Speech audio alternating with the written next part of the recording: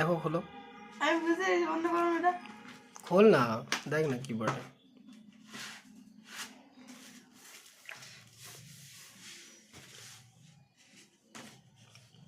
জানিস তো কিরকম করে ইউজ করে? হাতে ইউজ করিস না, হাতে নষ্ট হয়ে যাবে। পেনটা আছে উফ, খুলতে পারবো না। ওইটা, এটা আছে এই দিকটাতে খুল, দেখ এখানে খোলার আছে এই দিকটা। হ্যাঁ দেখ, প্র্যাকটিস করার জন্য কত ভালো জিনিস। আমি বাচ্চা। বাচ্চার সাথে সঙ্গে নেই, দেখলে প্র্যাকটিস করার জন্য কত ভালো। ছি বলা কি হলো তোর?